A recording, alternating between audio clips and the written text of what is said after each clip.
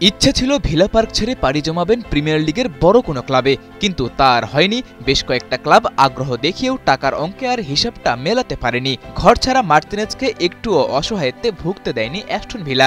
বিদায় বলার পরও ওকে আবারও ধরে রেখেছে নিজেদের ডেরাই, যার 16 কলা পুষিয়ে দিচ্ছেন আর্জেন্টাইনেই বাজ পাখি। নয়া সিজনে অ্যাস্টন ভিলা এখন পর্যন্ত প্রিমিয়ার লিগে খেলেছে 11টা ম্যাচ, 5 জয়ের সাথে 3টি করে ড্র আর হারে ওদের পয়েন্ট 18। টেবিলের 6 নম্বরে থাকা এই দলটার সাফল্যে যে ওতপ্রোতভাবে জড়িয়ে আছে এমিলিয়ানো মার্তিনেজের নাম। সবশেষ ম্যাচে মার্তিনেজের পারফরম্যান্স আরও একবার স্মরণ করায় ওর কৃতিত্বকে। বোর্নমাউথের বিপক্ষে 4-0 গোলে জয়ের ম্যাচে এমিলিয়ানো বুয়েন্দিয়া হয়েছেন সেরা ফুটবলার। তবে মার্তিনেজের পারফরম্যান্সটা দেখলে বুঝে যাবেন পুরো খেলার কন্ট্রোলই যেন ছিল আর্জেন্টাইন এই তারকার কাছে।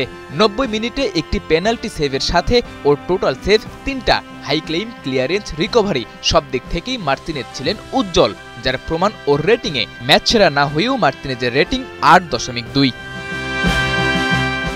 শুধু যে এই এক ম্যাচেই এমির রেটিং কিংবা পারফরম্যান্স এতটা ভালো ব্যাপারটা এমনও নয়। ভিলার হয়ে এবারের সিজনে প্রিমিয়ার লিগে যে 9 ম্যাচে মার্তিনেজ খেলেছে তার মধ্যে একমাত্র লিভারপুলের বিপক্ষেই হেরেছে অ্যাস্টন ভিলা। আর অন্যান্য ম্যাচে ওর রেটিংই প্রমাণ করে কতটা মধুর সময় কাটাচ্ছেন এমিলিয়ানো মার্তিনেজ।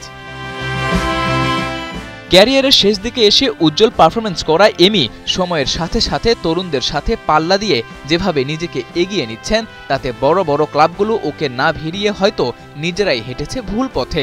একই সাথে মার্তিনেজেরও হয়তো থাকবে কিছুটা আক্ষেপ, নিজের সেরা সময়েও যে বড় বড় ক্লাবগুলো ওকে দিতে পারছে না ন্যায্য দাম।